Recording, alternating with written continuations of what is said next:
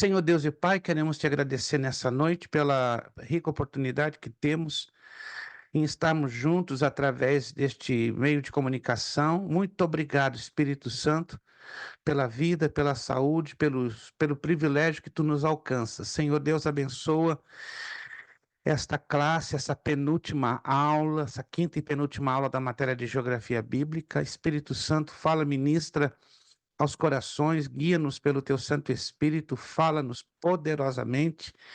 Aqui estamos, ó Deus, esperando que a tua graça venha nos encher a mente e o coração, porque queremos mais do que nunca aprendermos da tua santa e gloriosa palavra. Aqueles irmãos que não puderam ou não poderão estar hoje, estende as tuas mãos sobre eles, abençoando-os de forma toda especial. Espírito Santo, fala, ministra a cada um, Senhor Deus. Louvamos o teu nome, entregamos esta classe aos teus cuidados, agradecidos no maravilhoso nome de Jesus Cristo.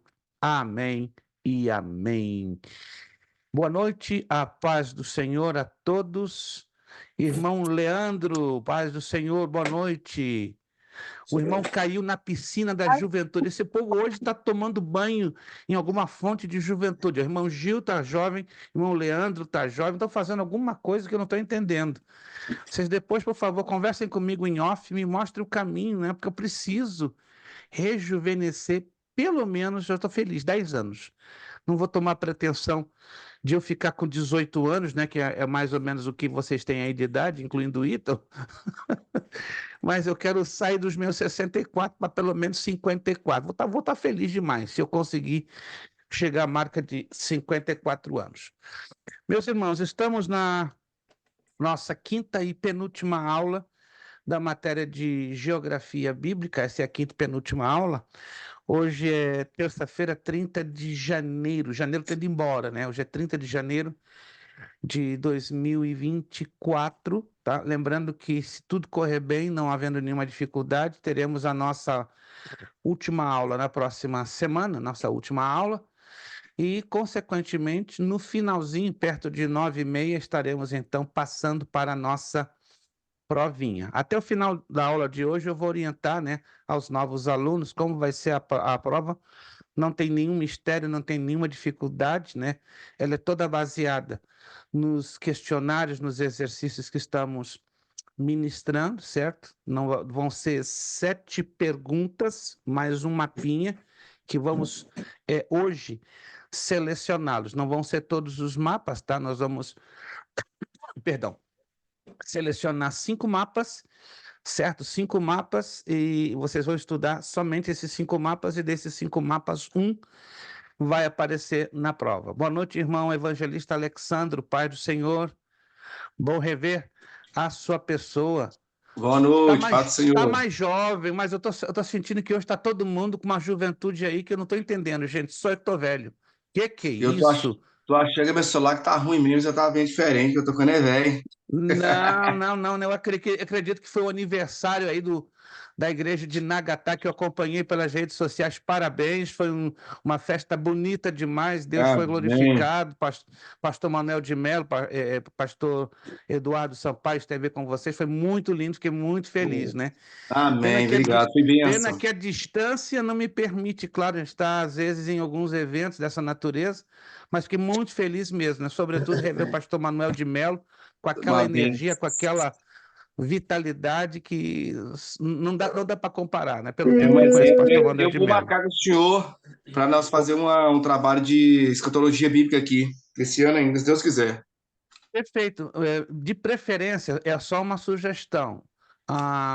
Fale comigo pelo menos com 2 meses de antecedência, pelo Não, a gente menos. programa aqui as coisas com bem 3, 4 meses, quando Com menos de poder. 2 meses eu teria dificuldade de atender seu convite, mas com mínimo Não, de com 2 certeza. meses a gente aperta aqui, aperta lá, e com alegria estaremos aí com vocês, tá Por eu bom? conversar no privado direitinho, nós vamos programar aqui. Tranquilo, maravilha. Agradeço o carinho, a gentileza e a grande honra que teremos de estar aí com vocês, se Deus quiser. Amém. Meus irmãos, vamos para a página de número 25. Por favor, estamos ainda nas viagens de Paulo, então hoje vamos entrar na terceira viagem, e na que é também conhecida como a quarta viagem, a chamada viagem de Paulo para Roma. Peço, por favor, que vocês abram os seus mapinhas aí na apostila, a página de número 25. Sugiro, como eu já tenho sugerido, né? Não é uma obrigatoriedade, mas quem ganha são vocês. Procure, na medida do possível, reler as páginas da aula que a gente ministra aqui ao vivo, certo? Também, na medida do possível, não é uma obrigatoriedade, é apenas uma sugestão, que para muitos tem ajudado. Procure rever o vídeo ou os vídeos da aula ministrada ou partes, né? Tem alunos que só assistem partes, está ótimo, está perfeito, mas tem alunos que dão preferência a reassistir toda a aula. Aí você fique bem à vontade. São sugestões só no sentido de fortalecer a didática, né? Porque eu sei que como vocês estão percebendo, a matéria de geografia bíblica ela é muito cheia de detalhes, muitos detalhes, e aí fica bastante complicado, vamos assim dizer, reter na memória todos os detalhes. Quem está me entendendo, gente? Quem está me entendendo? Isso, que eu tenho certeza que todos estão me entendendo. E detalhes, nem todos vocês, nós seres humanos, por natureza, nem todos nós seres humanos somos detalhistas, né? Quem não é detalhista tem que ter a necessidade de anotar, voltar a fita, recapitular, falar em voz alta, na medida do possível, para não se esquecer. Então, nós estamos dando essas dicasinhas para facilitar tanto a assimilação da matéria, como também a questão dos exercícios que serão usados para a provinha. Então, essa é a dica que dou. E outra coisa importante, né, como vocês estão percebendo, a visualização é muito importante, porque eu posso ter uma ideia que alguns de vocês nunca tiveram vamos dizer assim, um contato direto com geografia, acredito. Quantos nunca tiveram um contato com geografia bíblica, não geografia secular? Quantos de vocês nunca tiveram um contato com geografia bíblica? A maioria.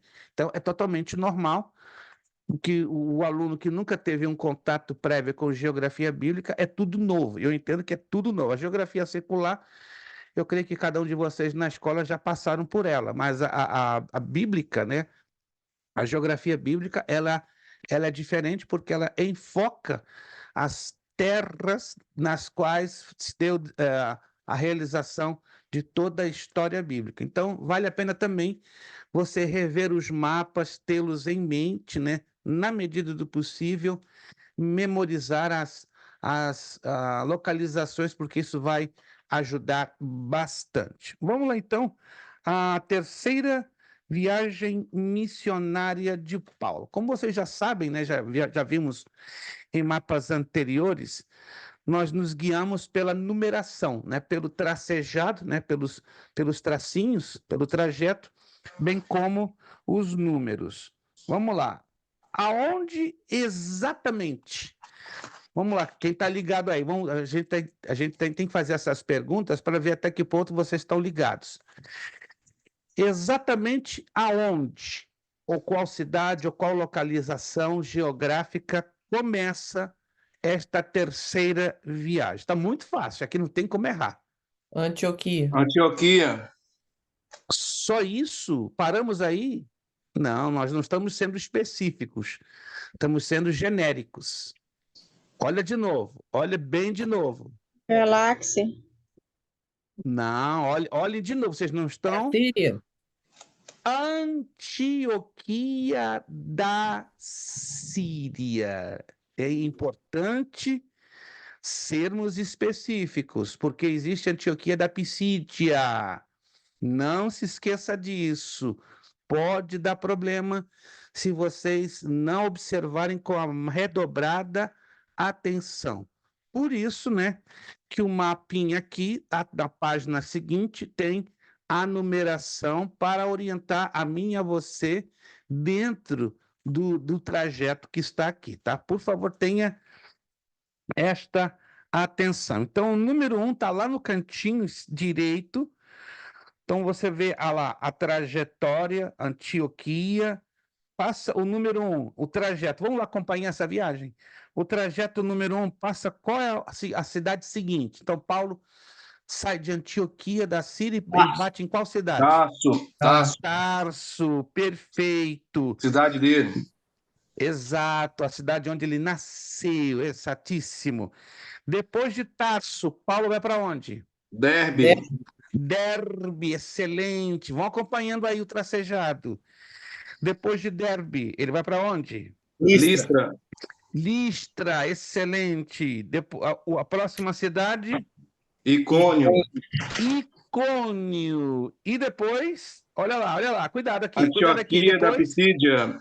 a Antioquia. Ah, o evangelista Alexandre está com um telescópio, não perdeu. É ruim, né? Que o servo de Deus te enxerga melhor do que eu, vai errar. A Antioquia da Pisídia. Pisídia. Oh, que interessante esse detalhe, né? Ele começa a viagem em Antioquia da Síria e no trajeto ele vai passar onde? Por Antioquia da Pisídia. Uau! Então, essa é o trajeto, não é? Que na verdade está a primeira etapa, número 1, de Antioquia da Síria à Galácia. Aí você vê, né, quando ele sai de Antioquia, ele vai lá numa região chamada Galácia. Se quiser anotar em algum lugar da apostila, seria interessante o que vou dizer agora. Galácia não é cidade. Galácia é uma região da Ásia Menor. Está aí no mapa, que muita gente confunde, né? Não, Paulo escreveu aos Gálatas, ou seja, Paulo escreveu a cidade da Galácia. Não, não, não, não, não, não, não, não existe isso. Isso é um erro que alguns pregadores bem intencionados passam para o povo e o povo passa errado, ou Eu aprende já errado. cometi esse erro, pastor. Eu achava que era cidade. Falta de Não, conhecimento. é uma região. É quando você lê e estuda a carta de Paulo aos Gálatas, você se dá conta, você descobre, mas tem que ler e estudar. É Não, da Ásia Menor, no caso? isto, Ásia Menor. Essa região aí que vocês estão vendo, ó, aqui, toda esta região aqui é chamada de Ásia Menor, né? Ela tem o formato de uma cabeça, estão vendo? É uma cabeça de um animal. E essa região hoje é a atual Turquia, o país da Turquia, que também no passado foi chamado de Anatólia, Togarma, ou seja, no passar do tempo, a Ásia Menor passou a ter muitos nomes, mas nos tempos bíblicos ela tinha o nome de Ásia Menor, não é? Também foi chamada Terra dos Hititas, mas isso lá no tempo do Antigo Testamento, no tempo de Josué, Terra dos Heteus, ou Terra dos Hititas, ou Terra dos Heteus. Mas anote aí, a Galácia é uma região. E quando Paulo escreveu a carta aos Gálatas, ele não estava escrevendo a igreja da cidade da Galácia, não. Ele estava escrevendo uma carta dirigida a várias igrejas da região da Galácia, né? Alguns historiadores assinalam que eram em torno de 7 a 9 igrejas que cobriam aquela região, que é uma região grande, né? Você está vendo aí no mapa? Tem a Galácia, estão vendo? Um pouquinho acima da Galácia está a Bitínia, e ao lado da Bitínia está a Mísia. Então, tudo isso aí é região, né? Galácia, Bitínia, Frígia, Mícia, Pisídia, Licaônia. Estão percebendo? Todas essas denominações que estão neste mapa, ou que estão neste mapa, são regiões, não são cidades. Você identifica as cidades através dos pontinhos pretos. Estão vendo os pontinhos negros? Quem está vendo? São bolinhas negras de cor escura, certo? Então procure não esquecer isso. As cidades nestes mapas são identificados pelas bolinhas pretas ou bolinhas negras. As regiões são identificadas através das letras maiúsculas, grandes, garrafais. Isso é importante para aprendermos a familiarizarmos-nos com o mapa. Porque eu sei que tem muita gente, até pastores, tem uma enorme dificuldade em ler, em decifrar, em decodificar leitura de mapas, né? Parece que é fácil, mas não é fácil, não. Tudo na vida tem uma necessidade de um aprendizado, né? E mais ainda na área da geografia bíblica. Perfeito. Aí vamos para a etapa 2, né? Você vendo lá na página 26, a etapa 2 da terceira viagem.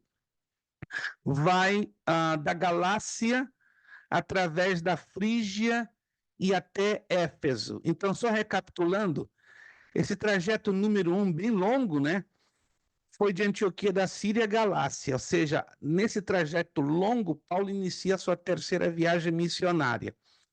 O trajeto número 2, ele vai da Galácia através da Frígia e até Éfeso. Vamos ler o texto de Atos, capítulo 19, versículo 1.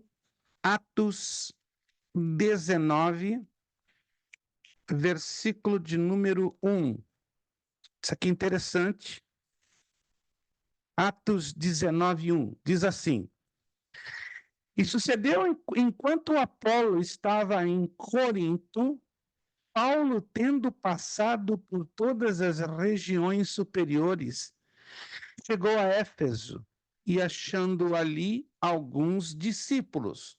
Estão percebendo aqui que há uma descrição geográfica bastante específica. Quando estão prestando atenção nesse primeiro versículo, Atos 19, 1?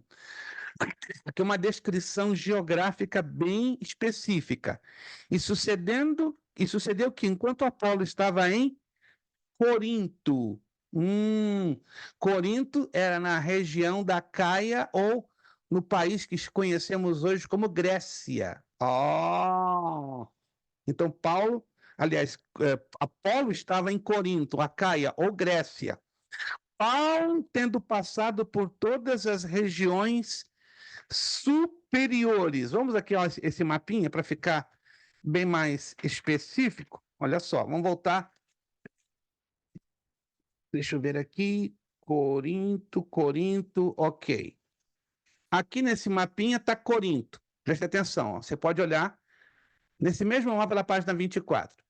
Então, Apolo estava aqui, Corinto, tá vendo? Acaia, que seria a Grécia atual.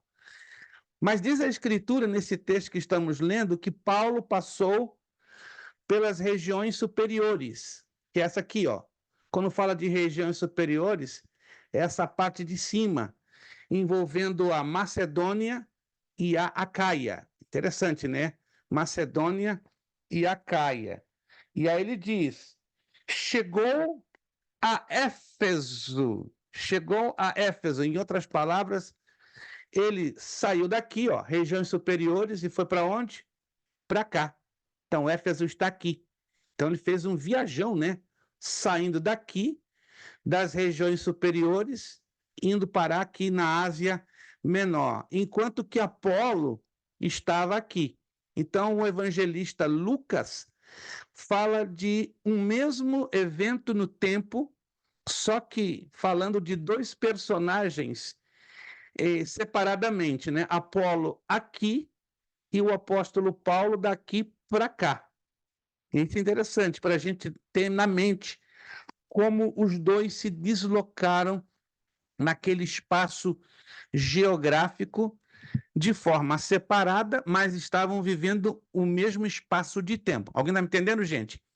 Estava acontecendo ao mesmo tempo, só que cada um para o seu lado. Interessante isso, né? Porque o evangelista ele consegue trazer essa narrativa com uma precisão no tempo e no espaço bem curiosa, né? Falando de eventos que corriam paralelamente. Então, a trajetória número 2 é Perdão.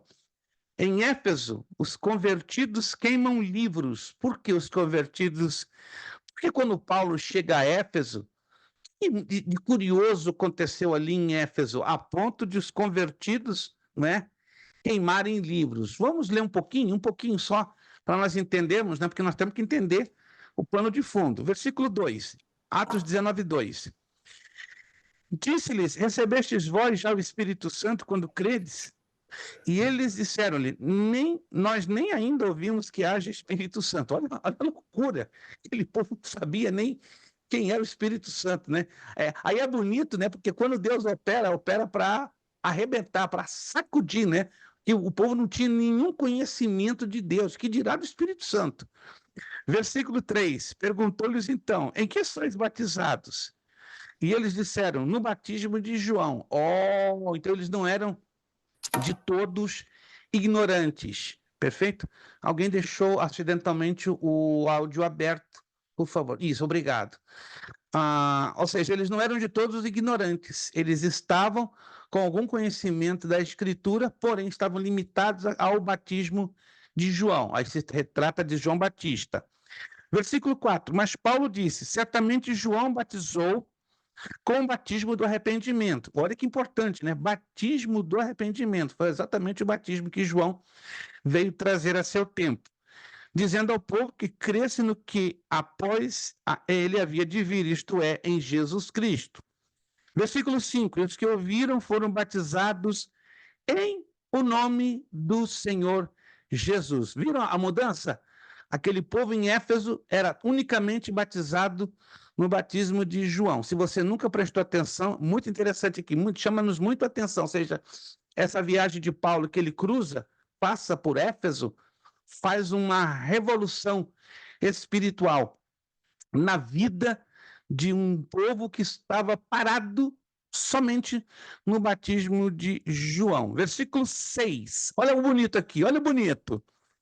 E impondo-lhes Paulo as mãos, veio sobre eles o Espírito Santo. Aleluia! Que coisa mais linda, mais maravilhosa, mais gloriosa. Eu quero acreditar que vários de vocês já passaram por essa experiência, né? Coisa linda, né? Quando uma coisa é o Espírito Santo habitar em nós, outra coisa é o Espírito Santo vir sobre nós com poder, com autoridade. Foi o que aconteceu aqui. E o que aconteceu? Depois que Paulo impôs as suas mãos, falavam línguas e profetizavam.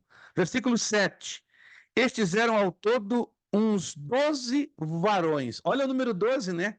Na Bíblia há uma importância muito grande do número 12. É um número do governo perfeito, da aliança perfeita, né? Que coisa linda.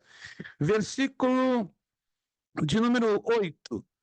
E entrando na sinagoga, falou ousadamente por espaço de 3 meses, disputando e persuadindo-os acerca do reino de Deus. Paulo, então, prega, ensina na sinagoga por 3 meses, e isto na cidade de Éfeso.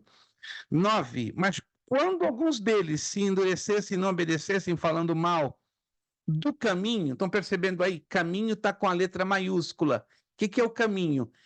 É o cristianismo, que lá atrás, no passado, foi chamado inicialmente de caminho.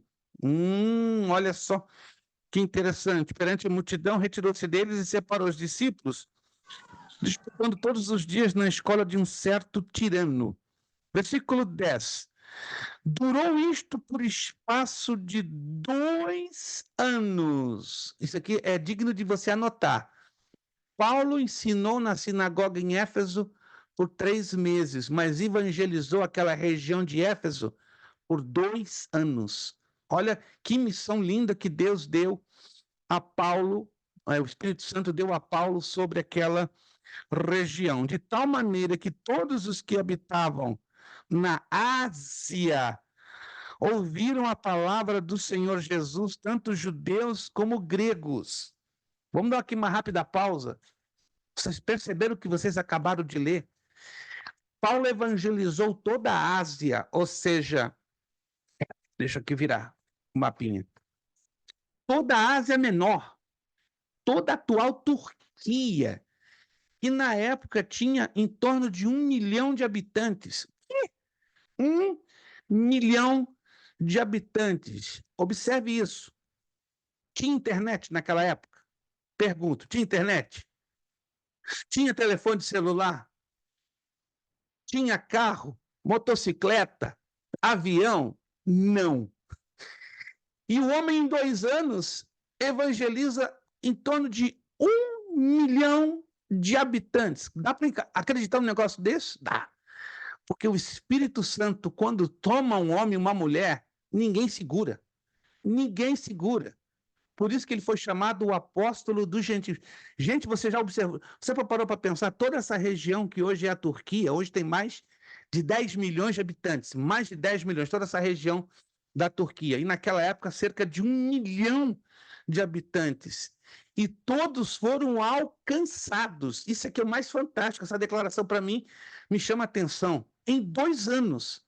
Será que em 2 anos nós conseguimos falar de Jesus para 1 milhão de pessoas? Tá complicado. Tá complicado. E Paulo andava a pé, andava a cavalo, andava de burrico, possivelmente, né? Porque a história assim nos mostra, de camelo. Gente, esse homem era um super-homem? Não. Era um homem como eu e você. Só tinha uma diferença. Ele se dedicou, ele se entregou de corpo e alma. Assim como ele perseguiu a igreja, fazendo a igreja sofrer, ele se tornou um maravilhoso instrumento nas mãos do Senhor nosso Deus. Ó, eu oro para que Deus faça de você esse instrumento. Eu oro a Deus para que Deus faça de você um ganhador de almas aí na sua região. Irmãos, parece impossível, mas não é, irmãos. Deus pode usar um homem e uma mulher para falar do evangelho para 1 milhão de pessoas em 2 anos. E hoje, então, é muito mais fácil. Hoje nós temos os recursos da tecnologia, temos transporte, temos um monte de facilidades que eu tenho certeza que não vai dar 2 anos, serão meses, poucos meses. Mas aí você vai dizer, mas pastor, hoje a vida é complicada. Hoje o camarada tem que fazer isso aqui para ganhar o pão de cada dia. As preocupações são maiores, os problemas são maiores, admito, mas o poder do Espírito Santo ainda é o mesmo. Aleluia! É o mesmo. Eu tenho certeza que quanto mais você se entregar para o Senhor nosso Deus, ele vai fazer maravilhas. Não estou querendo pregar, não, mas, irmãos, esse assunto me toca de tal maneira que não tem jeito, eu acabo pregando. Vem cá. Quantos querem ser usados aqui no sobrenatural? É uma perguntinha meia boba, né? Tem alguém aqui que quer ser usado no sobrenatural? Se você quer ser usado no sobrenatural, ó, Aleluia. é só colocar-se à disposição de Deus. Eu sei que é difícil a princípio. Ih, pastor, quem sou eu? Ó, eu sou isso aqui. Se você é isso aqui, ó, eu vou sumir no seu dedo. Eu sou menor ainda. Mas olha, Deus vai colocar nas suas mãos formas, meios, recursos espirituais e materiais. A vida de Paulo, para mim, sempre foi uma inspiração, além, claro, do nosso Senhor Jesus Cristo. E eu tenho certeza que ainda no lugar que você está, Deus está disposto a fazer uma revolução. Você que está aí em Newark, você que está aí em Martas Vinhas, como nosso irmão Leandro, os nossos irmãos ali de Porto San Lucie, nossos irmãos aí de Nagasaki, Hartford, né? Eu tenho nossa irmã Ilana ali em Nova York, mas Nova York está cheia de igreja, Nova York está evangelizada, não precisa, não precisa. Tem 1,5 milhão de desigrejados só em Nova York. Tive uma informação dessa 3 meses atrás, eu fiquei de boca aberta. 1,5 milhão de desigrejados. Sabe o que é isso? Aí Deus vai usar a irmã Ilana, e aí o povo vai estar tudo se convertendo. O que está acontecendo? É evangelista Ilana Albuquerque. Ué, mas eu já ouvi falar dessa menina, ela é minha colega de sala de aula. Como é que é possível? Tudo é possível àquele que crê. Tudo é possível. De repente, aí o irmão Edmilton, com todo respeito, quietinho no planeta, aí desce um fogo de Deus na vida desse homem, começa a evangelizar nas ruas de noite, ninguém vai entender nada, muito menos a irmã dele. A Aline, Edmilton, para com isso, para com isso nada. Eu quero ganhar Amém, almas para pastor, amém. Jesus. Irmãos, fiquem preparados. Nosso Deus vai fazer coisa aí. Você pode não acreditar hoje o que eu estou falando pelo que o Espírito está me testificando. Vai ter um mover aí de Deus forte, porque aonde vocês estão plantados tem um propósito, e Deus vai cumprir esse propósito na vida de vocês. Eu creio. Ninguém está aí plantado à toa, tá? E Deus vai fazer coisas lindas. Até em Martas Vinhas, que parece que está tudo paradinho, né, irmão Leandro? Parece que está tudo paradinho por aí, mas é só por enquanto. Que o vento do Espírito vai soprar. Vai soprar. Ei, irmão, quando soprar, depois o irmão me conta a história. Na íntegra. O que Deus é capaz de fazer. E Ele é capaz de fazer coisas maravilhosas, além do que nós podemos imaginar. Vamos continuar esse texto rapidinho para nós chegarmos a esse episódio aqui, que foi bem interessante, bem interessante. Pouca gente presta atenção nos detalhes de Atos 19. Versículo 11. E Deus, pelas mãos de Paulo, fazia maravilhas extraordinárias. Fazer... Opa, alguém abriu o áudio aqui acidentalmente. Deixa eu fechar aqui do meu lado. Deixa eu ver aqui se eu consigo. Obrigado, obrigado. E Deus, pelas mãos de Paulo, fazia maravilhas extraordinárias. Estão observando aqui? Maravilhas é um negócio grande. Mas o texto aqui diz maravilhas extraordinárias. Então, imagina o tamanho dos milagres. Se maravilha é uma coisa que deixa você assim, ó, de boca aberta, imagina uma maravilha extraordinária. Não quero nem imaginar, não consigo nem imaginar o que tenha sido, gente. Eu já vi algo na minha vida na Escócia, muitos anos atrás. Jesus batizado no Espírito Santo em menos de 20 minutos, 750 pessoas. Nunca tinha visto na minha vida. Nunca. De repente, foi como alguém ligasse um lança-chamas. 758 pessoas numa igreja em Glasgow, na Escócia, em 1986. Eu nunca tinha visto uma coisa daquela. Louca, louca, louca, louca, louca. E o povo estava buscando há 5 meses, sem parar, orando de 3 às 5 da manhã. Senhor, batiza-nos, batiza-nos, batiza-nos. E daqui a pouco estava lá num culto, bum, uma bomba de Deus. Então Deus é assim, irmãos. Ele vem para nos surpreender. Versículo 12. De sorte que até os lenços e aventais se levavam do seu corpo aos enfermos, e as enfermidades fugiam deles, e os espíritos malignos saíam. Meu Deus! Isso é poder de Deus. Isso é evangelho. Hoje em dia, pouco se vê isso, irmãos. Presta atenção no que nós estamos lendo aqui. É isso que o povo está precisando. O povo está precisando ter contato com o sobrenatural. O povo de Deus, o povo mundano, o povo que não tem Jesus, tá por aqui, tá cansadinho de ouvir blá, blá, blá, bli, bli, bli, blu, blu, blu. O povo está esperando maravilhas extraordinárias. Quem está esperando aqui por essas maravilhas? Chegar aí na sua vida, na sua igreja. Eu também estou esperando. E orando. Olha que coisa, enfermos. As enfermidades fugiam deles. E os espíritos malignos saíam. Versículo 13. E alguns dos exorcistas judeus ambulantes tentavam invocar o nome do Senhor Jesus sobre os que tinham espíritos malignos, dizendo: esconjuro-vos por Jesus a quem Paulo prega. Agora, esse fato aqui você deve se lembrar. Versículo 14. Os que faziam isto eram 7 filhos de Seva, judeu principal dos sacerdotes. Respondendo, porém, um espírito maligno disse: conheço Jesus e bem sei quem é Paulo. Mas vós, quem sois? Uou, que perigo! Versículo 16: e saltando neles o homem que tinha o espírito maligno, e assenhorando-se de 2, pôde mais do que eles, de tal maneira que nus e feridos fugiram daquela casa. Então, o perigo, a gente está com a vida fora do altar, porque até para expulsar demônio é um risco. Não entra em detalhe, gente. Para expulsar demônio não pode ser de qualquer maneira. E tem muita gente que vai com o peito aberto. Eu vou lá e vou repreender. Não, não é assim, não. Tem que ter preparo, tem que ter oração, tem que ter jejum, tem que ter vida no altar. Que o diabo é sujo. Para envergonhar a cada um de nós, assim, é rapidinho. E aí está aqui um exemplo, né? De pessoas que pensavam que estavam na preparação, na unção, na consagração. Eles eram exorcistas, eram feiticeiros. Sim, senhor. Eram feiticeiros querendo usar o nome de Jesus, mas ninguém usa o nome de Jesus assim de graça, não. O nome de Jesus é santo e é santo. Então nós temos que lutar também para termos uma vida de separação, de santidade, para nós lutarmos, né, contra o mal de forma correta. Versículo 17. Foi isso notório a todos os que habitavam em Éfeso, tanto judeus como gregos, e caiu temor sobre todos eles, e o nome do Senhor Jesus era engrandecido. Então, aquele episódio correu. Notícia boa, notícia ruim, corre rápido, né? Então, os filhos de Seva foram feridos, ficaram nus, ficaram machucados por causa daquele atrevimento que eles tiveram em querer expulsar demônios sem estar na posição. Agora, olha interessante o verso 18 e 19, fechamos aqui.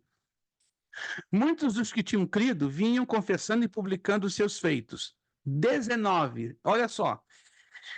Também muitos dos que seguiam artes mágicas trouxeram seus livros e os queimaram na presença de todos, e, feita a conta do seu preço, acharam que montava a 50.000 peças de prata. Olha o valor de livros de feitiçaria que tinham. 50.000 peças de prata. Você sabe o valor disso aqui? 4 milhões de dólares. O quê? 4 milhões de dólares aproximadamente em livros de artes mágicas, para vocês verem como era caro ser um bruxo naquela época. E o povo não poupava esforços para dar até o sangue para ter aqueles livros. Mas o encontro que eles tiveram com Jesus foi tão maravilhoso, foi tão impactante, foi tão forte.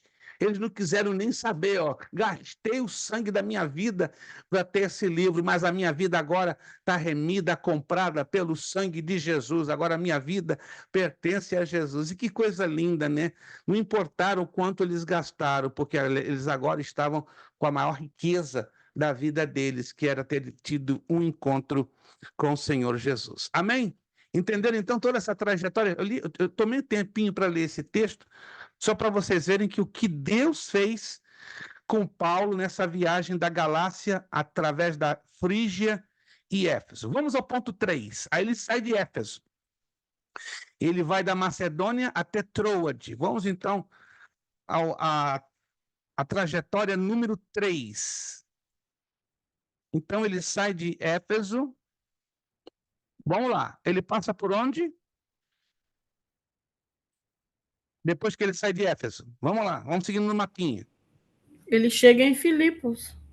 Filipos. Opa, vai lá em Filipos. Então ele faz uma viagem um pouco extensa, ele não tem muitas paradas. Então ele vai lá em cima na Macedônia, em Filipos, não é? Quando chega lá em Filipos, não é? Em Corinto, na verdade, ele passa por Filipos, mas depois ele chega em Corinto. E lá os judeus conspiram contra Paulo. Se você olhar no mapa, né, de Filipos, ele vai um pouco mais à frente, né, e chega na região de Troade, na verdade, né? Então, de Éfeso, através da Macedônia, Troade, depois ele desce de Troade e vai até Corinto, que na verdade já é ao trajeto número 4, né? Vamos lá então, Atos 20, verso 3. Atos 20, versículo 3. Atos 20, versículo 3. E passando ali 3 meses, sendo pelos judeus postas ciladas, como tivesse de navegar para a Síria, determinou voltar pela Macedônia. Então, Paulo ficou um pouco encurralado. Ele não podia fazer uma trajetória em linha reta, porque, segundo o texto bíblico, segundo o evangelista Lucas, Paulo já estava recebendo o quê? Ameaça de morte. Então, ele teve que tomar um caminho mais longo para evitar maiores dificuldades, né? É a trajetória número 4, como você vê aí na página oposta. Ele vai de Corinto através da Macedônia e regressa para Troade. Então ele chega lá em cima, não é? Em Troade, já do outro lado, na Ásia Menor, ele atravessa o Propóntide, que é uma espécie de um braço de água, de mar, né, do Mar Negro, ele chega em Troade. Em Troade ocorre um fato bem curioso, né? Paulo prega um sermão muito longo. Já foi um culto onde o pregador consegue pregar mais de 3 horas. Eu já tive em um, que foi um negócio complicado. 4 horas. E aí é desagradável. Agora, se é 4 horas no fogo, na unção, é diferente. Mas aqui parece que não tinha muito fogo e muita unção. Não foi culpa de Paulo, foi uma circunstância. E aí um menino cai lá do 3º andar e morre. Vamos lá em Atos capítulo 20, versículo 9. Foi longo esse discurso, foi longo esse culto, foi longo esse culto. Atos 20, versículo 9. E estando um certo jovem por nome Eutico, assentado numa janela, caiu do terceiro andar, tomado de um sono profundo que lhe sobreveio durante o extenso discurso de Paulo, e foi levantado morto. Aqui em nenhum momento diz a duração do discurso, mas tenho aqui uma dica. Olha só o que diz no versículo 7. No primeiro dia da semana, juntando seus discípulos para partir o pão, Paulo, que havia de partir no dia seguinte, falava com eles e alargou a prática até a meia-noite. Acredita-se que Paulo começou a pregar, porque era um pouco comum naqueles tempos, começar depois que o sol se abaixasse ou se pusesse, ou seja, no final do dia judaico. Então acreditava-se que Paulo começou a pregar às 6 horas da tarde, 6h30. Mas aqui diz o texto que ele alargou a prática, ou esse sermão, alguém já observou isso alguma vez? Até a meia-noite. Se é assim, então, tecnicamente, Paulo já estava pregando por 6 horas.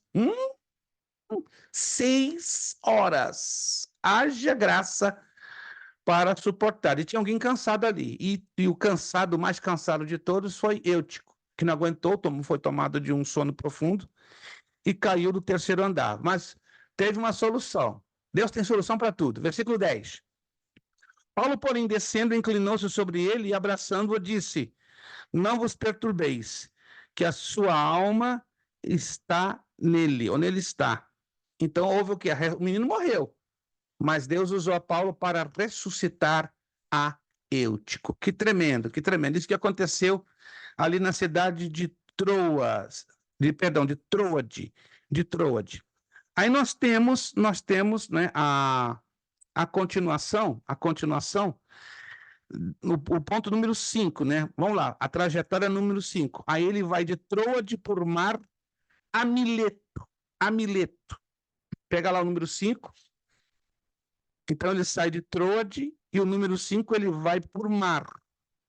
Então ele vai à cidade de Mileto. Ele atravessa 2 ilhas, tá vendo aí? A ilha de Mitilene, que também é uma cidade, e a ilha de Cus, Mitilene e Cus. E vai dar lá em Mileto.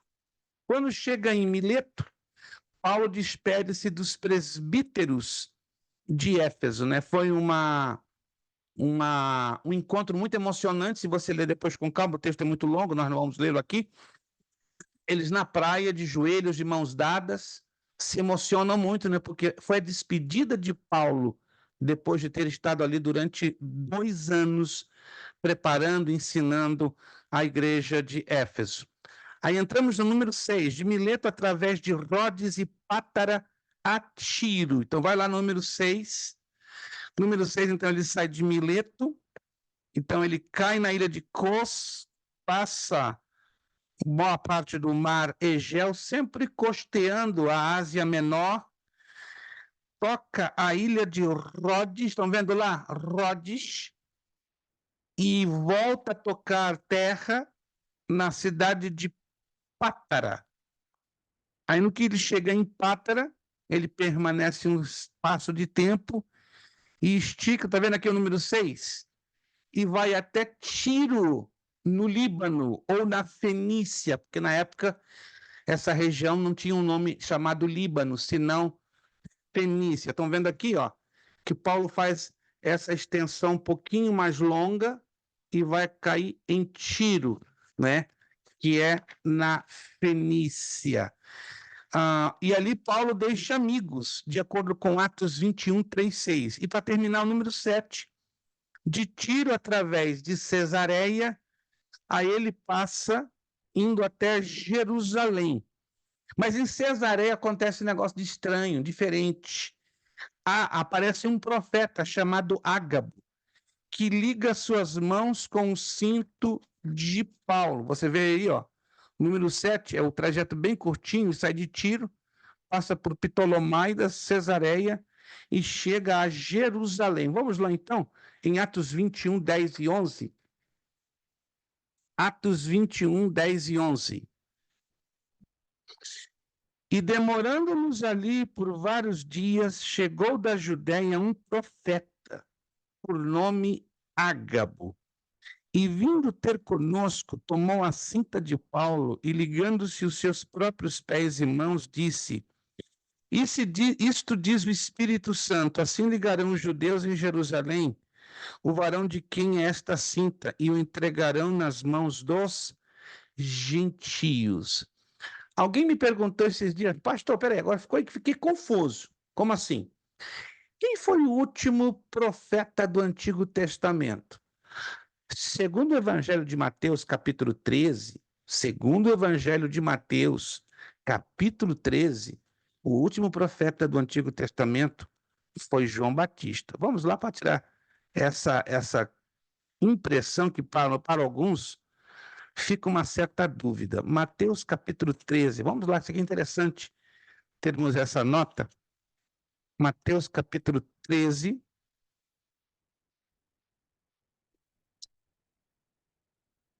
Mateus capítulo 13, deixa aqui localizar o versículo.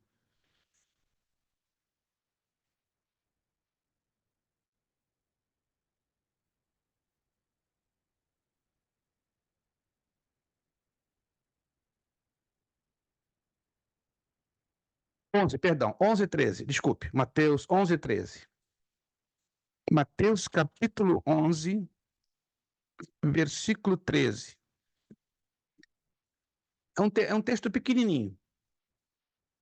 Porque todos os profetas e a lei profetizaram até João. Anotou aí? Porque todos os profetas e a lei profetizaram até João. Então, declaradamente, a Bíblia nos deixa claro, ensinado, colocado. O último profeta do Antigo Testamento que fechou o ciclo da lei foi definitivamente João Batista. Mas, curiosamente, aqui em Atos 21, aparece um outro profeta. Oh, que estranho! Entenda que Deus é soberano. Ele faz do que quer, quando quer, com quem quer, da maneira que ele quer. Mas depois deste Ágabo, anote isso, não é mencionado nenhum outro profeta. Olha que interessante. Não é mencionado. Você pode procurar no capítulo 22, no capítulo 23 de Atos, você pode procurar em todas as epístolas de Paulo, você pode provocar em todas as epístolas gerais, as pastorais, pode procurar em Tiago, Judas, as 3 epístolas de João, até no Apocalipse você não vai encontrar nenhum profeta mais dentro das páginas do Antigo Testamento. Ali foi uma excepcionalidade. Então, a presença de Ágabo foi uma excepcionalidade. Outra coisa que eu quero ressaltar são curiosidades bíblicas para a gente entender o panorama da própria geografia. Nos dias de hoje, vocês devem ter ouvido falar isso, e tem muito isso nas igrejas neopentecostais. Uma coisa chamada atos proféticos. Já ouviram falar de atos proféticos? Mas isso não tem validade nos dias de hoje. Como é que é isso? Os atos proféticos, vamos parar para pensar, eles eram muito comuns nos dias do Antigo Testamento. Eram muito comuns, eram frequentes, porque os atos proféticos lá no Antigo Testamento apontavam realidades que a igreja viveria dentro do Novo Testamento. Então não há mais necessidade desses atos proféticos hoje, por uma simples razão, porque o Espírito Santo hoje vive, reside, habita dentro de nós. E os atos proféticos do Antigo Testamento, eles apontavam o quê? A operação do Espírito Santo já residindo dentro da igreja do Senhor Jesus Cristo. Alguém está me entendendo? Alguém está anotando? Isso aqui é importante. Então, hoje em dia, algumas igrejas, infelizmente, elas mal interpretam a questão dos atos proféticos. Esse é o único ato profético que nós vemos nas páginas do Novo Testamento. Muito curioso. Isso fala o quê? Da soberania de Deus. É como Deus diz assim, ó, eu crio as regras. E eu mesmo, no meu tempo e na minha vontade, na minha soberania, quebro as regras. Mas o curioso é que ele quebrou só uma vez. Para não dar aquela ideia, que isso seria uma regra a ser seguida, a ser continuada, tá? Então anote isso.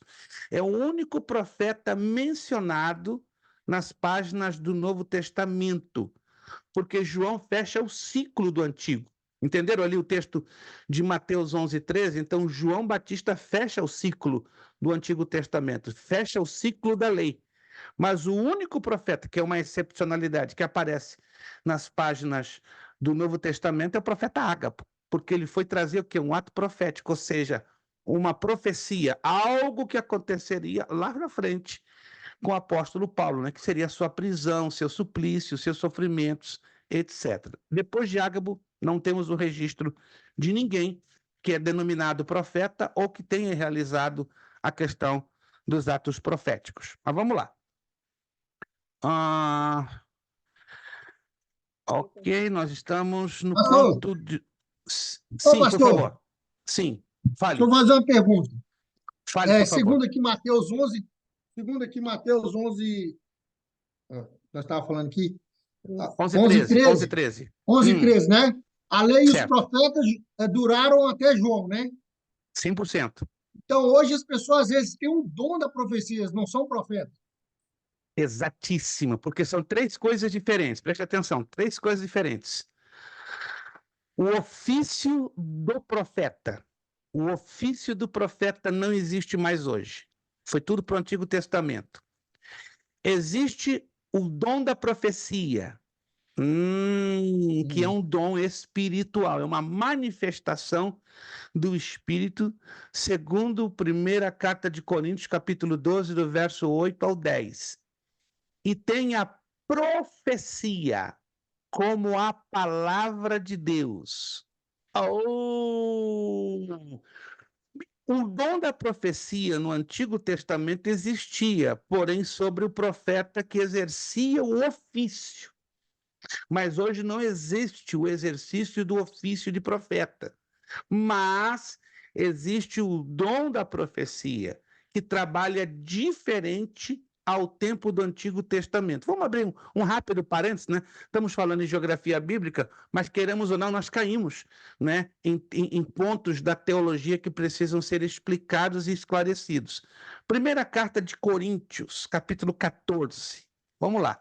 Vamos abrir esse rápido parêntese.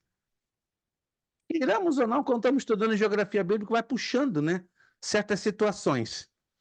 Primeira carta aos Coríntios, capítulo 14. Eu não sei se eu já falei nesta turma ou na turma da quarta ou da quinta, mas eu me lembro que já falei umas 2 ou 3 vezes sobre o que vou falar agora.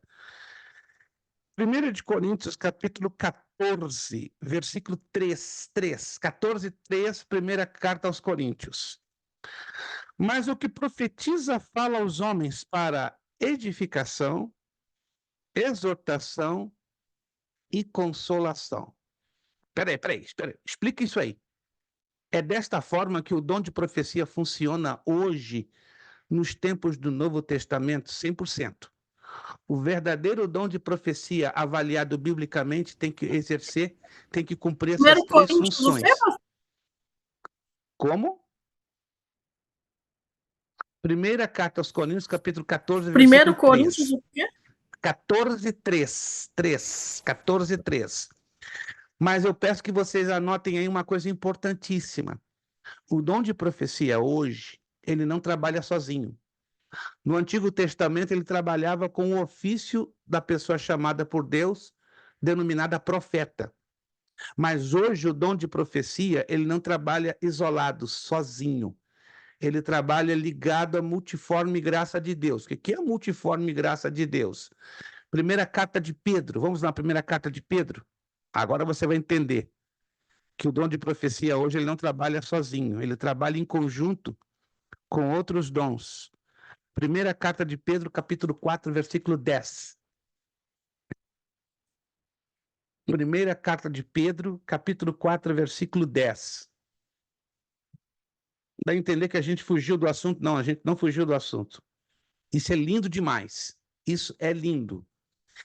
Primeira carta de Pedro, capítulo 4, versículo 10. Cada um administra aos outros o dom como recebeu, como bons dispenseiros da multiforme multiforme graça de Deus. O que é multiforme? Várias formas, vários métodos, vários caminhos. Então, a graça de Deus, a palavra graça, favor imerecido. Os dons espirituais hoje fluem nas nossas vidas através da graça, não do meu mérito ou do nosso mérito, mas dos méritos que Jesus conquistou na cruz do Calvário. Alguém está me acompanhando? Alguém está me acompanhando? Então, tudo que nós temos a título de dons vem não porque eu mereço ou você ou nós mereçamos, vem pela graça de Deus. E essa graça está ligada ao quê? Ao que Jesus fez na cruz do Calvário pelo seu sacrifício vicário, derramando o seu precioso sangue. Partindo desse princípio, nenhum dom espiritual hoje trabalha isolado, sozinho. Mas peraí, então, como é que funciona, na verdade, o dom de profecia nos dias de hoje? O verdadeiro dom de profecia ele tem que edificar, exortar e consolar. Mas peraí, então, quando a pessoa recebe a profecia, ela não está falando essencialmente do futuro? Não. Esse não é o dom de profecia. Esse é o dom palavra de conhecimento ou palavra de ciência, que revela o passado, o presente e o futuro. Está notando? Então, quando Deus usa alguém para revelar o passado, o presente e o futuro, não é o dom de profecia. É o dom de profecia, sim, mas combinado, trabalhado pela multiforme graça de Deus com outro dom denominado palavra de sabedoria, palavra de ciência ou palavra de conhecimento. O dom de profecia no passado, ele residia no profeta do Antigo Testamento. E qual era a função desse dom lá no passado? Trazer a vontade de Deus, orientar o povo e revelar o passado, o presente e o futuro. Era o chamado 3 em 1. Interessante isso. Mas hoje não tem mais o 3 em 1, porque o ofício do profeta acabou. E por que acabou? Porque o Espírito Santo hoje mora dentro, vive dentro de mim, dentro de você. Então nós não precisamos de profetas, nós precisamos da revelação daquele que vive dentro de nós. Alô, alguém está entendendo? Irmãos, isso é lindo. Isso é lindo. Deus pode revelar a você qualquer coisa. Pode revelar a mim qualquer coisa. Pode mostrar o passado, o presente e o futuro. Ele usa quem ele quer. A quem ele quer, não é verdade? Ele é quem ele quer. Ele pode usar agora o pastor Anderson para trazer aí uma revelação maravilhosa, para todo mundo ficar de boca aberta. Ele pode usar aí a irmã Aline, que está ali quietinha, de repente, a irmã Aline se transforma. Essa não é a Aline, não.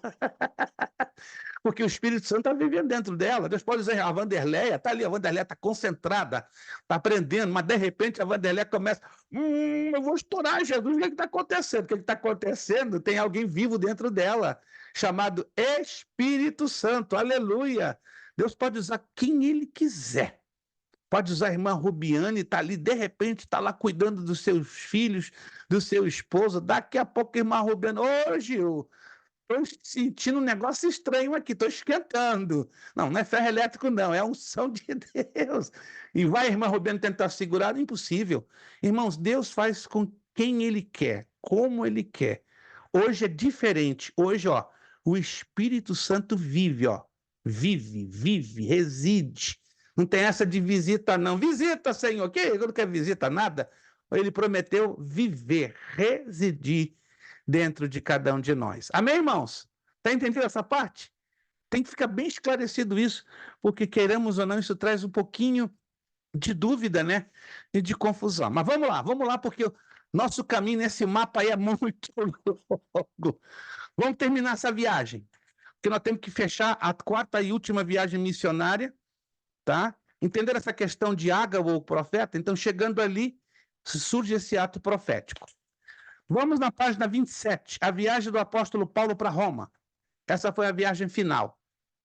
Foi a viagem que selou o destino e o ministério do apóstolo Paulo. O ano aí é aproximadamente o ano 66, 67 depois de Cristo. O ano que, segundo os historiadores, creem que foi o ano da morte, da decapitação do apóstolo Paulo. Vamos lá. Nós estamos, então, agora neste mapa aqui, que ele já é um pouco mais amplo, e ele apresenta aqui, a Península Itálica, a chamada Itália. cuja capital é Roma. Vamos seguir, então. Vocês veem aqui que é bem mais longo o trajeto e vou ser breve para não tomar muito tempo. Número 1, de Jerusalém a Cesareia. Então, essa viagem foi bem extensa. Então, está lá em Atos 21, 40, né? Na verdade, a viagem dura de 23, 31, 33, mas 21, 40 em Jerusalém, na escada, Paulo se dirige a uma multidão que também nervosa. Atos 21, 40. Vamos lá em Atos 21, 40. Atos 21, 40. Deixa eu só relembrar algo a vocês, de grande importância. Deixa eu só relembrar. Não se esqueça, de repente você já sabe, sem nenhum problema, outros talvez não saibam, com os nossos novos alunos. O Evangelho de Lucas e o livro de Atos foram escritos por uma mesma pessoa. Alguém se lembra? Quem escreveu? Lucas. Lucas, excelente, o evangelista Lucas.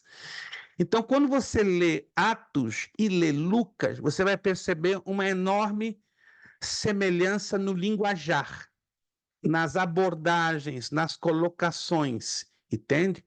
Porque Lucas foi médico, historiador, biógrafo e geógrafo. Interessante. Por isso que Lucas, ele é muito detalhista, tanto no aspecto histórico da narrativa bíblica, como no aspecto geográfico. Pouca gente sabia disso, eu acredito. Todos nós conhecemos Dr.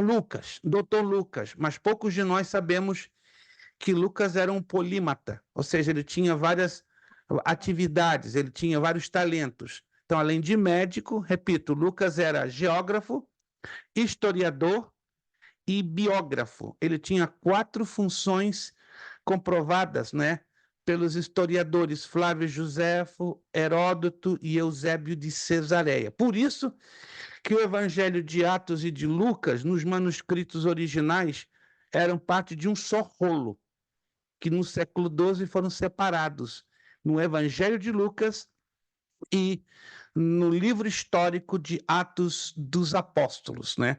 Mas nos manuscritos antigos, nas cópias dos autógrafos ou dos manuscritos originais, constituía-se um só rolo. Vamos lá. Atos 21, 40.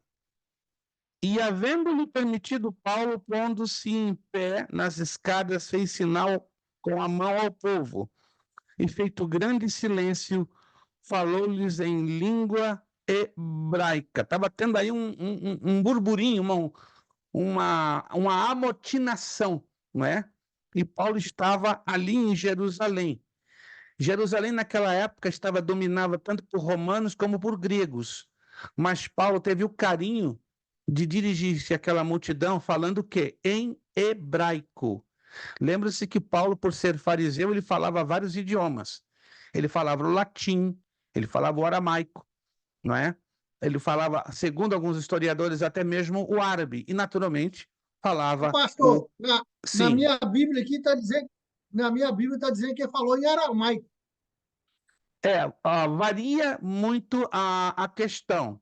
Provavelmente, pelo texto original do grego koiné, Paulo dividiu o sermão em 2 partes, ou seja, ele variava falando em hebraico e em aramaico, né? A Almeida Revista Atualizada usa aramaico. A Almeida Revista Corrigida usa hebraico. Mas o grego koiné fala que ele falava ao mesmo tempo hebraico e aramaico, que são semelhantes, são muito parecidos, ainda que o aramaico era só falado na Galileia, na região norte da Palestina, enquanto que o hebraico no centro e no sul. Então, acredita-se aí que Paulo estava sendo um tipo de um bilíngue, falando nos 2 idiomas para atingir toda aquela multidão. Número 2, vamos ao trajeto número 2. O trajeto número 2, em Cesareia, Paulo pleiteia sua causa perante Félix. Vamos lá olhar no mapa? O número 2. No número 2, então, ele já está ali agora pleiteando, ele ainda está na Palestina, tá? Ele não saiu da Palestina, ele está próximo ali da região da Fenícia. Então, ele está pleiteando a sua causa perante Félix, Drusila e outros. Atos 24, 24. Vamos lá. Atos 24, 24.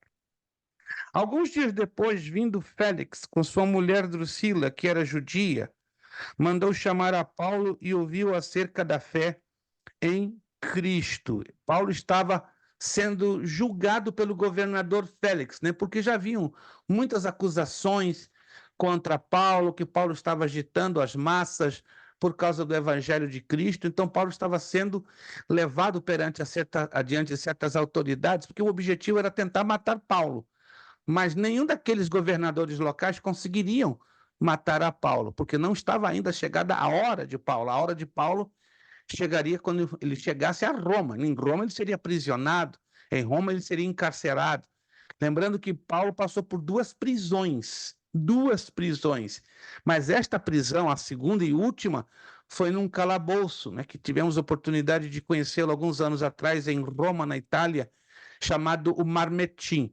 Alguns de vocês, se Deus quiser, talvez ainda esse ano ou no ano que vem, eu vou sair com um grupo da escola que terá, se Deus quiser, documentação, e aí nós vamos conhecer aonde exatamente o apóstolo Paulo esteve encarcerado, né, durante 2 anos, que é o chamado calabouço Marmetim. Está lá em estado de conservação perfeita, né, e até tem uma plaquinha de bronze escrita em latim e italiano, né. Aqui esteve acorrentado por 2 anos o apóstolo dos gentios Paulo, e aqui ele escreveu a chamada as epístolas de prisão, né? São as epístolas de Colossenses, Efésios e Filemão. Muito interessante. Você se emociona ver o local, as correntes que aprisionaram a Paulo ali em Roma, porque dali, né, ele vai para o caminho da Via Ápia, né, que é uma estrada muito bonita, e ali ele é decapitado pelos soldados romanos por ordem do imperador César Nero. E interessante, né, que ele escreve, né, combati o bom combate, guardei a fé, acabei a carreira. Então, esse texto que indica a finalização da sua jornada aqui na Terra. Vamos então adiante. Eu vou até o número 4, somente até o número 4, porque aí na próxima aula a gente vai avançar um pouquinho, né, porque ainda nós temos aqui fazer a conclusão na próxima aula, e eu quero corrigir, né, o restante dos exercícios, né, que ainda não terminamos o restante dos exercícios que estão localizados no questionário número 2. Eu vou até o número 4. Vamos lá. De Cesareia a Sidom. Amigos saúdam a Paulo quando ele desembarca em Sidom. Atos 27, 3. Atos... Parece que estamos fazendo uma pequena viagem no livro de Atos dos Apóstolos, e é verdade. Para nós entendermos, né, esse mapinha, fica aí localizando a trajetória número 3, porque ele agora está em Sidom, ainda na Fenícia. Então, a trajetória 3 ela é um pouquinho extensa. Atos 27, versículo de número 3, diz o seguinte: E chegamos no dia seguinte a Sidom, e Júlio, tratando Paulo humanamente, lhe permitiu ver os amigos para que cuidassem dele. Depois ele vai de Sidom, costeando a Cilícia e Panfilha até Mirra. Então, Paulo e a comitiva mudam para um navio que vai para a Itália. Atos 27, 5.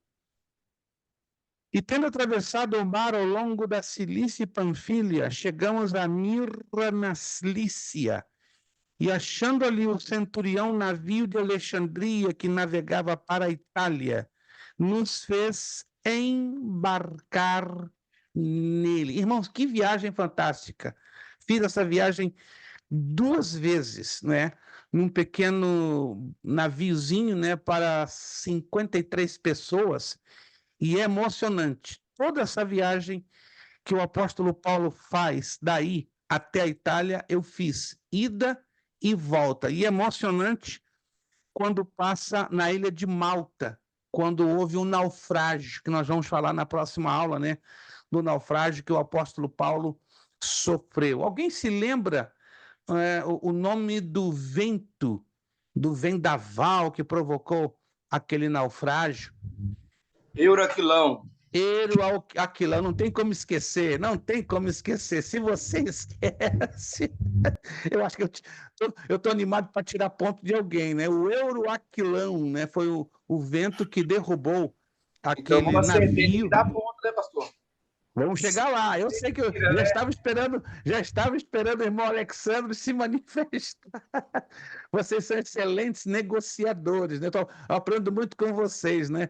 Parece que eu estou dando aula para um grupo de leiloeiros. Isso é bom, vocês têm um espírito de turco. Mas tá certo, né? A quem honra, que se dê a honra. Mas vamos até o número 4, como eu já falei, né? Atos 27, 5 e 6. Na próxima aula, eu vou partir com vocês, né, de Mirra, número 5, de Mirra até o número 12, aí nós vamos fechar, certo?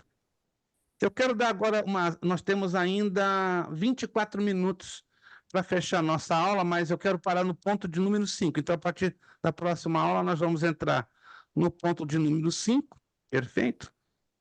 E agora nós vamos dar uma rápida palhinha no questionário, e depois do questionário a gente vai voltar para entrar já na página 30, nos acidentes geográficos das terras bíblicas, página 30. Mas vamos então ao questionário, lá na página de número 40. Abra aí o seu questionário na página de número 40 e vamos corrigir da questão 11 até a questão 20. Página 40. Vou esperar que todos estejam com as suas apostilas abertas na página 40, porque temos que concluir a correção do questionário.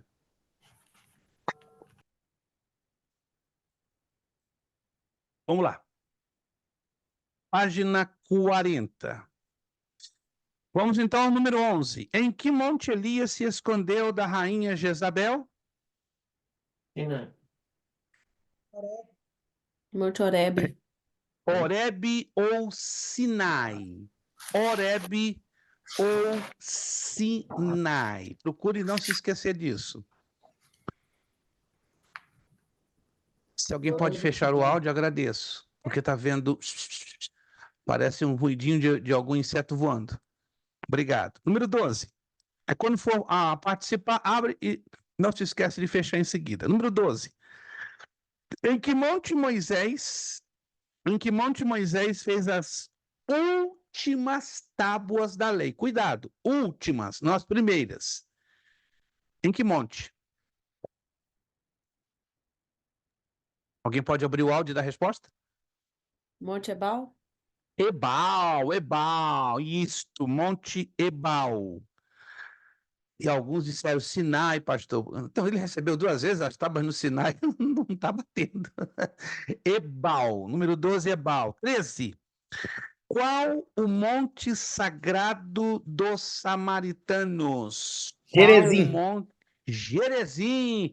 Ítalo não pensou 2 vezes, sacou a pistola e deu com força. Gerezim. Tá certo. Quem sabe, sabe. Quem não sabe, fica quieto. Gerezim, número 13. 14. Em que monte ocorreu a morte do rei Saul? Gilboa.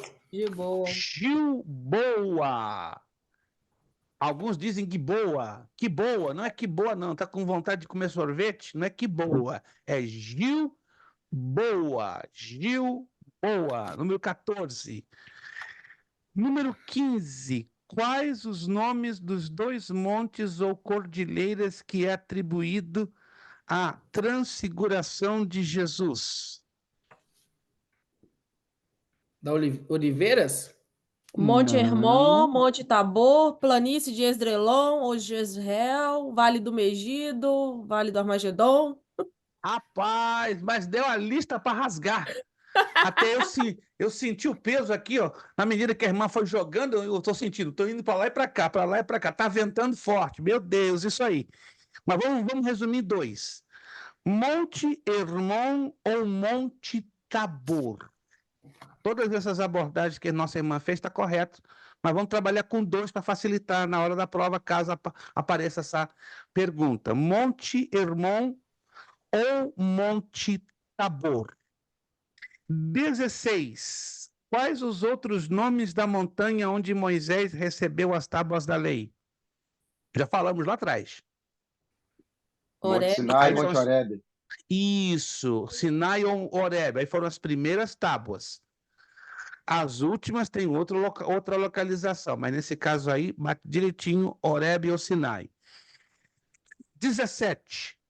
O que tem dentro do domo da rocha? A pedra onde Abraão levou o seu filho para ser sacrificado. A De maneira rocha mais Monte específica. Moriá. Isso, Monte Moriá, perfeito. O lugar onde Abraão iria sacrificar Isaac. Monte Moriá, lugar onde Abraão iria sacrificar Isaac. Perfeito. 18. Onde Jesus ascendeu, subiu para os céus? Monte das Oliveiras. Monte das Oliveiras. Só a irmã Rubiane, ela está cortando com facão novo. Acho que ela hoje foi no Lowe's, comprou um facão novíssimo, afiou com força, disse, eu vou cortar aquele povo hoje. Deixa quieto, eu vou descontar o atrasado. Tá certo, irmã Rubiana? Pegou um facão dos bons, dos bons. Monte das Oliveiras. 19. O Monte das Bem-aventuranças fica perto de quais cidades? Genezaré e Cafarnaum. Maravilha! Genezaré e Cafarnaum. Vou te levar lá, Ítalo. Vou te levar lá. Tu vai Opa, ficar, ó, em tu nome vai de ficar, Jesus, viu? tu vai ficar fascinado, conhecer as ruínas da casa de Pedro. Eita! O senhor É um guiando, lugar. eu vou em qualquer lugar, hein? Não, dá para chorar, não, dá para chorar. É uma coisa muito assim, muito emocionante. Quando você chega ali nas ruínas da casa de Pedro, você vai descobrir que ali era o quartel-general do Ministério de Jesus. Coisa muito linda, muito linda. É um lugar muito bonito, até hoje. É lindo demais. Lindo demais. Aí nós vamos comer muita sardinha frita na beira do lago, do lago de Genezaré, do Mar da Galileia, né? Que é muito comum, né? As pessoas lá, os turistas, comerem sardinha. Vamos lá. Pastor, você tem vídeo no... Pode falar. Sim, Eu fiquei fale. 17 aqui. Qual o número? 17. 17. 17. O Monte Moriá, lugar onde Abraão iria sacrificar Isaac. Monte Moriá, lugar onde Abraão iria sacrificar Isaac. Número 19, já foi falado. Genezaré e Cafarnaum. E, finalmente, número 20. O Monte das Bem-aventuranças fica perto de qual lago ou mar? Mar da Galileia. Também chamado de Mar de Genezaré, Genezaré. Lago de Tiberíades ou Mar de Quinineret. Qualquer um dos 4 é válido. Perfeito, meus irmãos. Nós vamos ir para a página 30, mas antes de irmos para a página 30, deixa eu já selecionar os mapinhas que vocês vão estudar, tá? Os mapinhas que vocês vão estudar. Vão ser 5 mapas. Primeiro mapa, o mapa da página 3. Primeiro mapa. Anote aí, mapa da página 3. A rota do Êxodo. Primeiro mapa. Mapa da página 3. Segundo mapa. Da página 4, Canaã. Segundo mapa. Da página 4. Terceiro mapa. Da página 10. O Império Persa. Terceiro mapa. Da página 10. Império Persa. Quarto mapa. Da página 27. Da viagem do apóstolo Paulo para Roma. Esse é o quarto mapa. E o último mapa da página 39. Os montes da Bíblia. Vamos recapitular para quem perdeu quais são os 5 mapas que vocês vão estudar, e desses 5 eu vou retirar um, vou usar um, e esse um vai aparecer na prova. Metade do mapa, repito, vai estar preenchido e a outra metade não. A essa parte que não estiver preenchida, vocês caberão a preenchê-la. Os 5 mapas na ordem serão o mapa número 1, que é o mapa da página 3, a rota do Êxodo. O mapa número 2, da conquista de Canaã. Mapa número 2, da conquista de Canaã. E está na página 4. Mapa número 3, página 10. Esse é o mapa número 3, que está na página 10. Império Persa.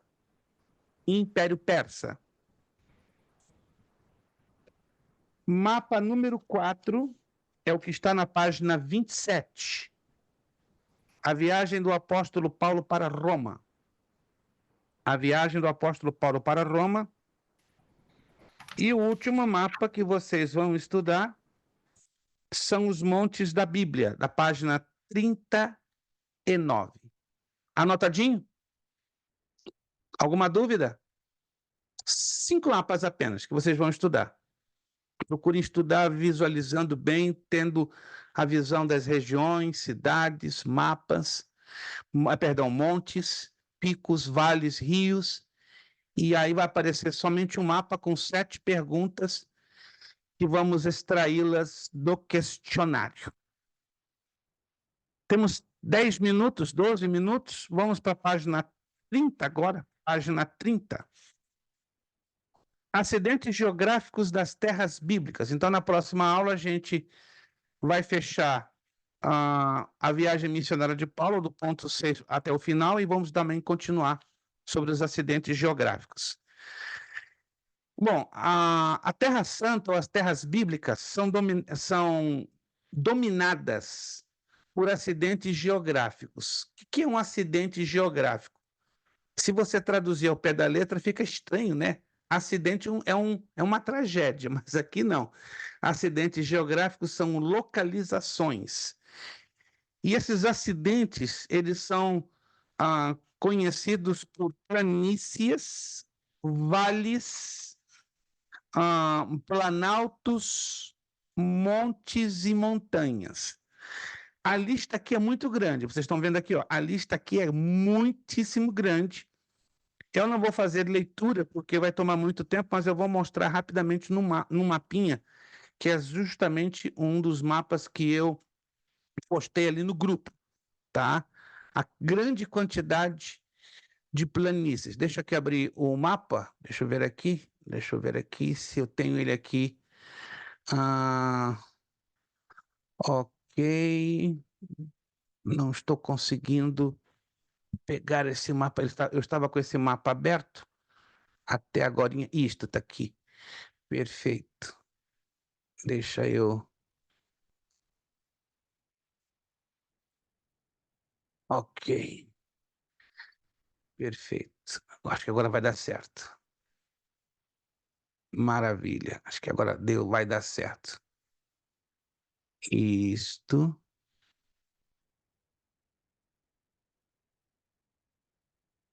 Quantos estão vendo esse mapa? Todos estão vendo esse mapa? Perfeito. Deixa então eu chegar lá na parte... Bom, essa aqui é uma visão do Rio Jordão, o local da tentação de Jesus.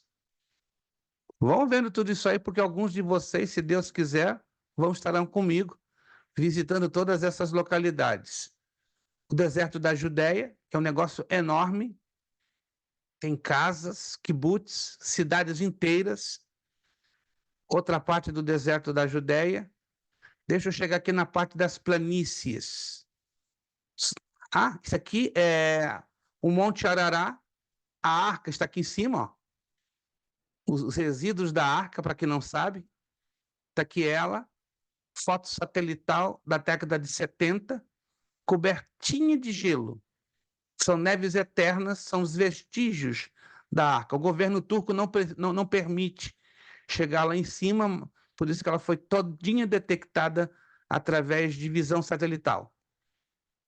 Deixa eu chegar aqui na questão das planícies. Eu vou falar na aula que vem um pouquinho sobre a saída do Egito e sobre os restos dos carros de Faraó que foram encontrados no fundo do Golfo de Aqaba, né, que é parte do Mar Vermelho. Super interessante.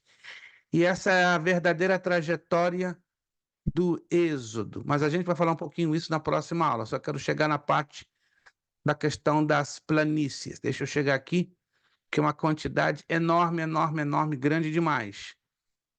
Vamos lá. Temos as montanhas.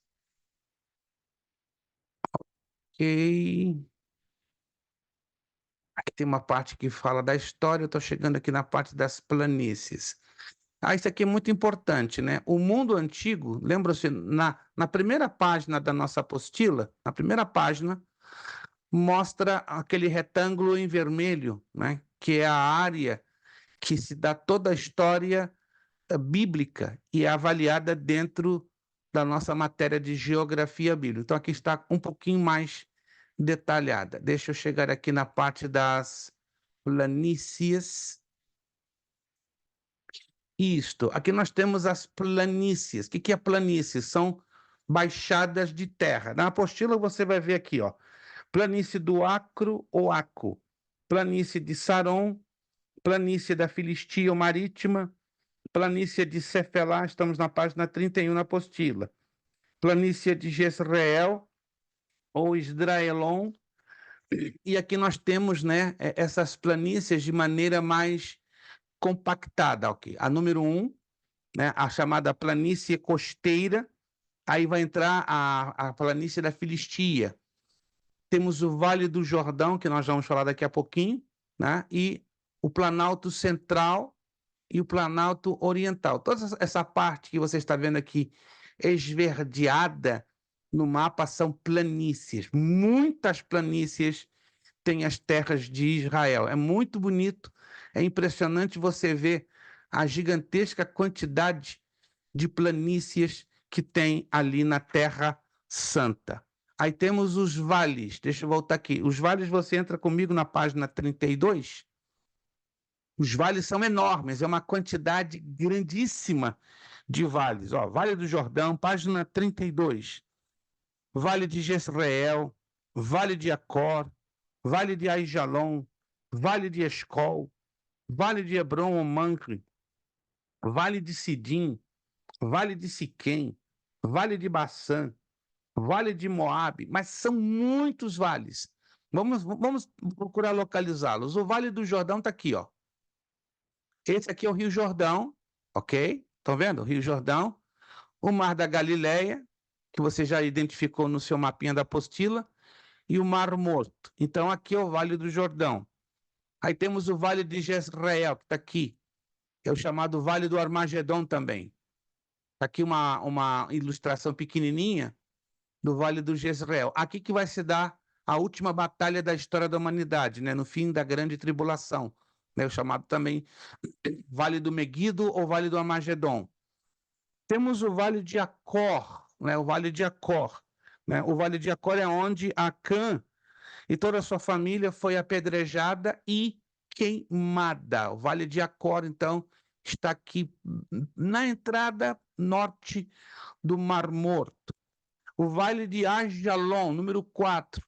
Foi aqui que o Sol parou, né? O Sol e a Lua pararam sobre a ordem de Josué. Aqui, então, é o Vale de Aijalon. Número 5, Vale de Escol, né? O Vale de Escol, segundo Números 13, 22, 27, foi o vale que os espias levaram a Moisés um cacho de uvas tão pesado que foram necessários 2 homens carregá-lo. Então, aqui está o Vale de Escol. Até hoje é um vale lindo. Você vê maçã, você pode não acreditar, mas alguns de vocês vão ver com os olhos de você. Do tamanho de uma bola de futebol. Você pode acreditar? Maçã, uma maçã do tamanho de uma bola de futebol. Uma maçã satisfaz toda a sua fome, não precisa comprar uma sacola, basta uma, né? Você vai ver melancias de tamanhos que eu não vou dizer porque você vai tomar como exagerado. Tem um site que eu vou passar para vocês verem a proporção das frutas nessa região. É uma zona desértica, mas irrigada, tão irrigada que a quantidade da fertilidade naquela área a gente entende que é uma ação sobrenatural ainda do próprio Deus. Número 6, o Vale de Hebron, né? Ou também chamado o Vale de Manrei, está aqui do ladinho do Vale de Escol.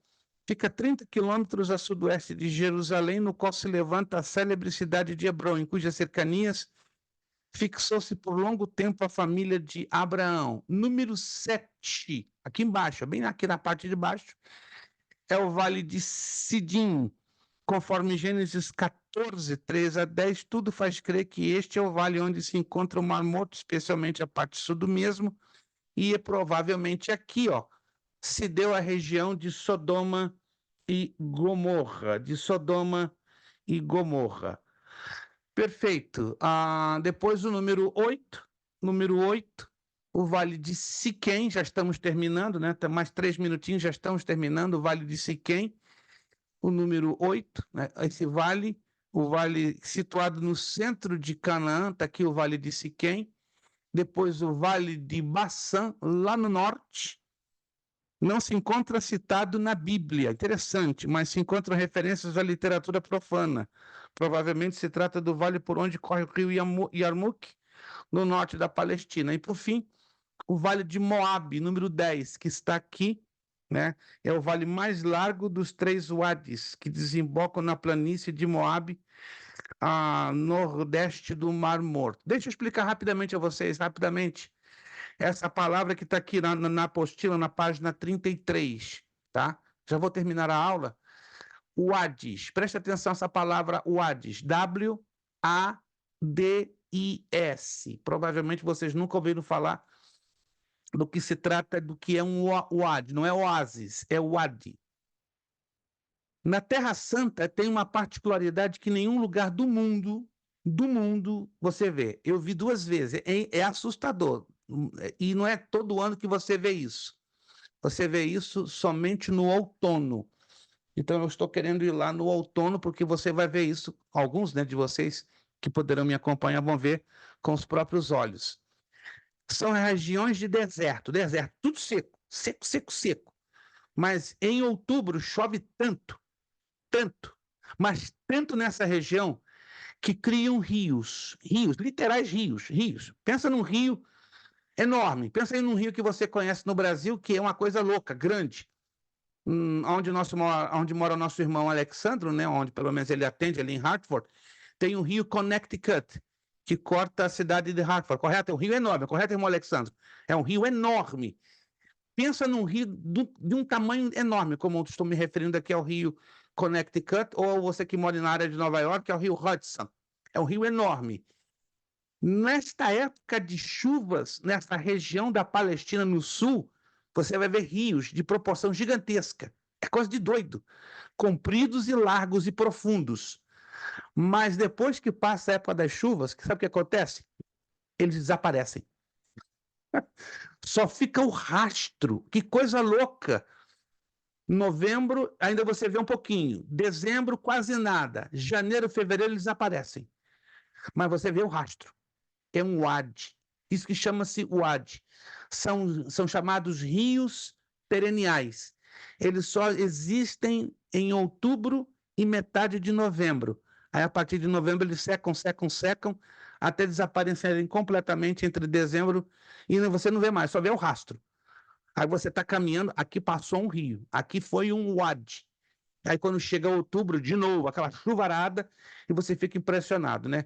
Vamos ver se Deus nos permite ver pelo menos um. Lá tem 3 grandes wadis. Mas pelo menos você vê um, você vai ficar só na Terra Santa que você vê coisas dessa natureza.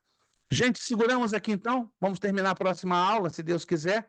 Vai ser aula normal. O único detalhe é que 9h30 a gente para tudo, para nós começarmos a nossa provinha. Pastor, como é que vai ser a provinha para os novos alunos?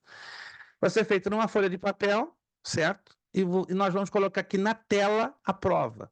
7 questões mais um mapa. E aí você vai respondendo na sua folha de papel, pergunta 1, pergunta 2, só vai transferir as respostas. E depois você fotografa e vai mandar direto para o nosso privado do WhatsApp.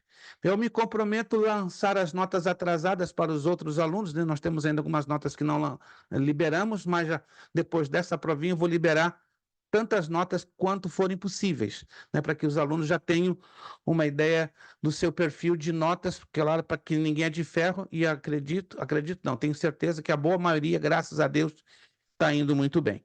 Gente, vamos terminar então a nossa aula de hoje? Aprendemos alguma coisa importante na área da geografia bíblica, sim ou não? Ou não?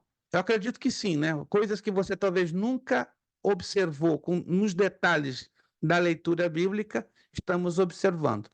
A próxima matéria, eu não vou falar agora, vou falar na próxima aula. Você vai ficar assim, uau! Vai ser de impacto, uma matéria de enorme impacto e que vai sacudir os nossos corações no estudo da Santa Palavra de Deus. Se não há dúvidas, se não há perguntas, só fazê-las agora. Se não, ficamos quietinhos para a próxima aula, para fazer a finalização da nossa matéria. Lembrando que, repito, a nossa provinha vai começar perto das 9h30. Então, 9h30 a gente para tudo e aí já começa a nossa provinha, porque vai ser uma provinha bem objetiva.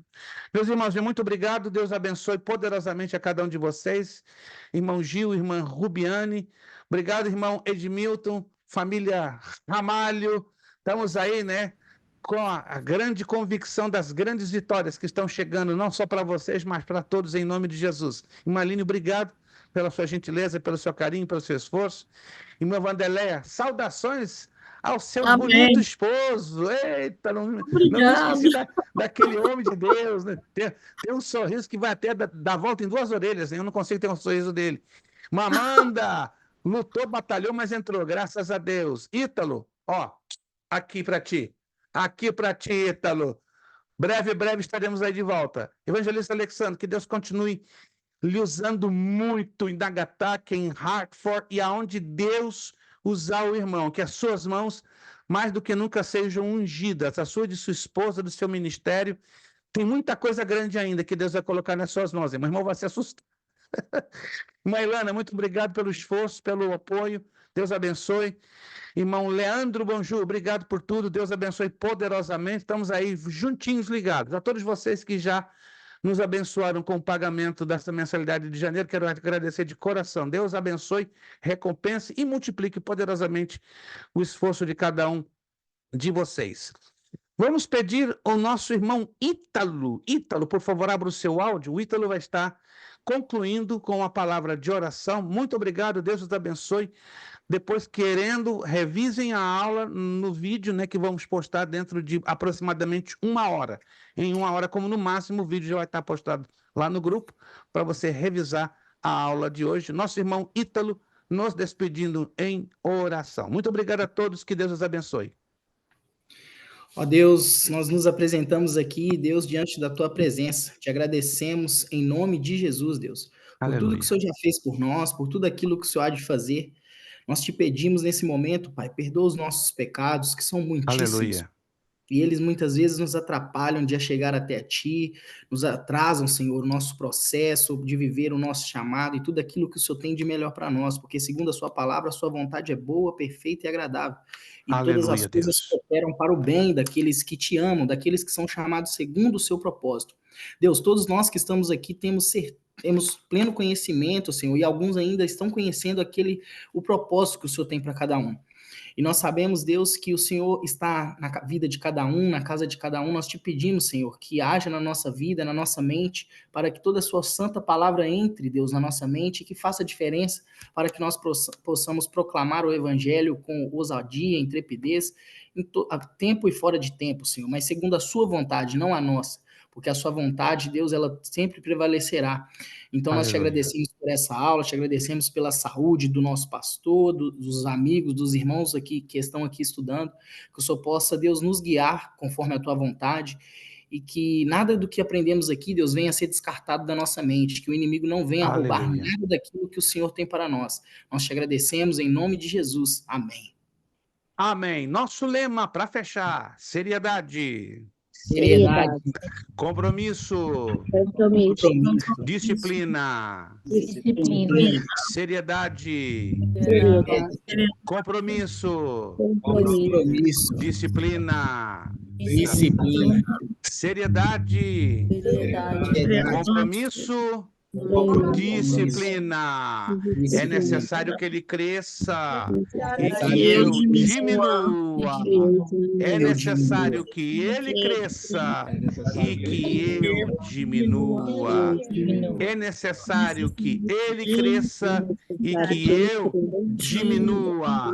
E a Deus damos o quê? A honra, a glória e o poder. Deus os abençoe. Excelente noite de terça. Ótima semana, ó. Beijão no coração de cada um de vocês. Vejo vocês. Ó, eu gostei, irmã Rubiane. Olha, desse tamanhão para você. Deus nos abençoe. Uma ótima noite. Até a próxima semana, terça-feira, Amém. 6 de fevereiro. Deus nos abençoe em nome de Jesus. Muito obrigado a todos. Amém. Glória a Deus.